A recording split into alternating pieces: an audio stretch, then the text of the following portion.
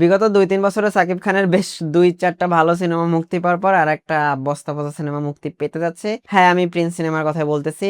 ১০ কোটি টাকা না কত ২৫ কোটি টাকা দিয়ে একটা বড় ভাল বানায়। সোশ্যাল মিডিয়ায় এটা নিয়ে অনেক আলোচনা সমালোচনা হচ্ছে এবং ট্রেলার দেখার পর আমি নিজেও বুঝলাম যে এটা আসলে একটা বস্তাপচা সিনেমা হবে। ট্রেলার হচ্ছে একটা ভিত্তি টাইপের জিনিস থাকে। এইটা আসলে অনেক ডিটেইলস খুবই বাজেভাবে ফুটানো হয়েছে। নিখুঁত তো মোটেও ছিল না। সো সিনেমা কেমন হবে সেটা বোঝা যাচ্ছে। ট্রেলার দেখার পর আসলে গল্প সম্পর্কে মনে হয় না এখানে তেমন কিছু রিভিল করা হয়েছে। তবে মেইন সমস্যা হচ্ছে সাকিব খান একজন এক্সট্রিম লেভেলের ভায়োলেন্স আন্ডারওয়ার্ল্ডের গ্যাং থাকে বা এই টাইপের জিনিস। একটা টাইমে সে বড় একটা মেশিন গান নিয়ে সবাই ঠুস ঠুস করে। এছাড়া আরো অমুক থাকে তমুক থাকে অনেক কিছু থাকে, মানে কি বলে এটা ওয়েল মেড ট্রেলার টাইপের কিছু না, জাস্ট হচ্ছে আপনার গদবাদা কতগুলো ফুটেজ মিলে মিলে দিয়ে দিছে। কালার গ্রেডিংটা আমার কাছে খুব ভালো লাগছিল, একটা ওয়ার্ম টোনের কালার, যেটা হচ্ছে আপনার এক্সট্রাকশন সিনেমায় ব্যবহার করা হয়েছিল বাংলাদেশের ফুটেজ গুলাতে। ওইরকম দিস লুকস রিয়েলি নাইস। আমি আসলে একটা জিনিস বলতে চাই, এই যে এক্সট্রিম লেভেলের ভায়োলেন্স সিন গুলা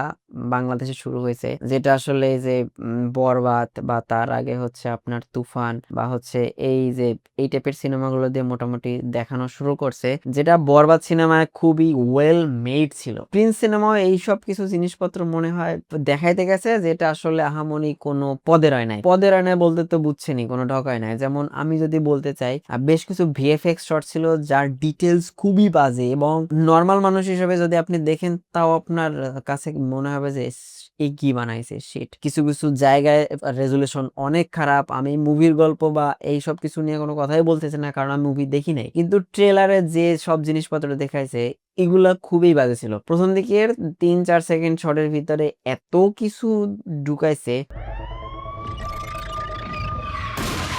মানে খুবই বিরক্তিকর এসে যায়। মানে আমি ৩ সেকেন্ড বা ৪ সেকেন্ড দেখলাম, এর ভিতরে আমার দেখি মানে এটা কি দেখলাম এরকম একটা জিনিস। সাকিব খানের লুক গেটআপ বড় দাড়ি, ব্যক্তিগতভাবে আমার এটা ভালো লাগে না। বরবাদ সিনেমায় যে সাকিব খানের লুকটা ছিল ওটা আমার কাছে বেশ ভালো লাগছিল এবং আমার কাছে মনে হয় যে বরবাদ সিনেমাটা সাকিব খানের ক্যারিয়ারের বেস্ট সিনেমা। ঠিক আছে, এই সিনেমায় যে সাকিব খানের স্ক্রিন প্রেজেন্স এবং ওভারঅল সিনেমার স্টোরি টেলিং, এবং যদিও সিনেমার কোর কনসেপ্ট হয়তো আমার পছন্দ না, কিন্তু সিনেমা হিসেবে প্রেজেন্ট করার যে জিনিসটা এটা খুবই ভালো ছিল। এই প্রিন্স সিনেমার ভিতরেও কিছু এক্সট্রিম লেভেলের ভায়োলেন্স দেখাই গেছে, যেটা আসলে খুবই বিশ্রী হয়েছে, আমার কাছে এত ভালো লাগে না। তবে ট্রেলার দেখা তো ফুল সিনেমা জাজ করা যায় না। আশা করি ট্রেলারের মানুষ আলোচনা সমালোচনা ভাইঙা আমরা ভালো কিছু দেখতে পারবো সিনেমায়, আশাবাদী। তবে বাংলাদেশে এটা কখনো হয় না, তবে সমালোচনা করা দরকার। ওই যে আমি বললাম যে মাঝখানে ২-৩টা সিনেমা সাকিব খানের বেশ ভালো হয়েছে এবং যেগুলো আমি সুনাম অলরেডি করছি, যেগুলো ভালো সেগুলো ভালো অবশ্যই বলা দরকার, যেগুলো খারাপ সেগুলো অবশ্যই খারাপ বলা দরকার। এই তো ছিল প্রিন্স সিনেমা সম্পর্কে আমার আসলে খুবই বেসিক মতামত। এটা নিয়ে এক্সট্রিম লেভেলের মতামত আমি আসলে দিতে চাই না বা দিতে পারবো না, কারণ আসলে আমার বেসিক জিনিস দেখে যদি মন না পোষায়, বুঝছেন, তাহলে আমি কোর কনসেপ্ট কি বলবো। আহ, এই সিনেমা বানাইতে নাকি শুনছি ২৫ কোটি টাকা খরচ করছে।